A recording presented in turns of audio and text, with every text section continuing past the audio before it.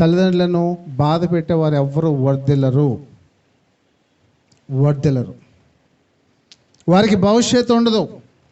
నేను చెప్పే మాట అర్థం చేసుకోండి. ఏ మాట చేత నా జీవితం సరి చేయబడిందో ఆ మాటను బట్టి నేను మీతో మాట్లాడుతున్నాను. నా తల్లికి ఆరోగ్యం తక్కువ అయినప్పటికీ నా తల్లి ఎడల నాకు ఎంతో ప్రేమ ఉందండి. ఆ అజ్ఞాన దశలో తెలియక అనేక మంది పనికిమాలిన వాళ్ళ ప్రేరణను బట్టి నేను దారి తప్పిన సందర్భాలు నా జీవితంలో ఉన్నాయి. తల్లిని బాధను పెట్టిన సందర్భాలు నా జీవితంలో ఉన్నాయి.